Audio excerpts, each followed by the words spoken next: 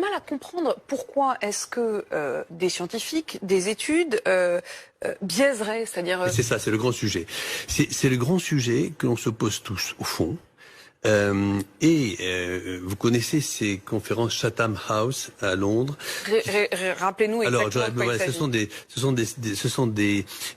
C'est extrêmement intéressant. Ce sont des réunions complètement à huis clos, uniquement avec des experts. Personne ne peut enregistrer, personne ne prend de photos, il n'y a pas de... C'est uniquement entre experts. Top secret. Top secret.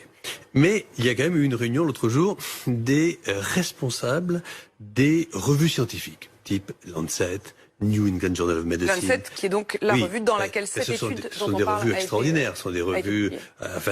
quand c'est écrit dans Lancet, je veux dire, c'est écrit dans Lancet. Donc c'est pour ça que là, on parle de quelque chose de très important, là, cette discussion. Et ça a fini par fuiter. Le patron du Lancet, Horton, a dit « Maintenant, on va plus pouvoir, au fond, si ça continue,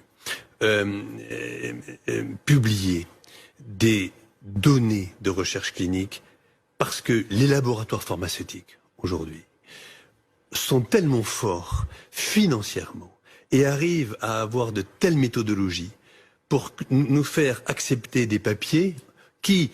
apparemment méthodologiquement sont parfaits, mais qui au fond font dire ce qu'ils veulent à cela. C'est très très grave. Mais ce que vous nous dites est très grave. Ça voudrait dire que ce sont les laboratoires pharmaceutiques qui mettent la pression, une pression y compris financière, j'imagine, sur les résultats scientifiques.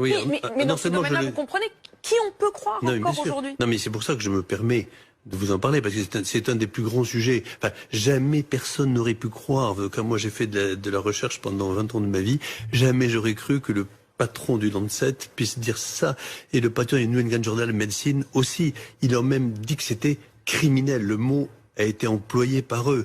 C'est-à-dire que si vous voulez, quand il y a une épidémie comme le Covid, au fond, il y a des gens, nous on voit mortalité, quand on est médecin, ou vous, on voit souffrance, il y a des gens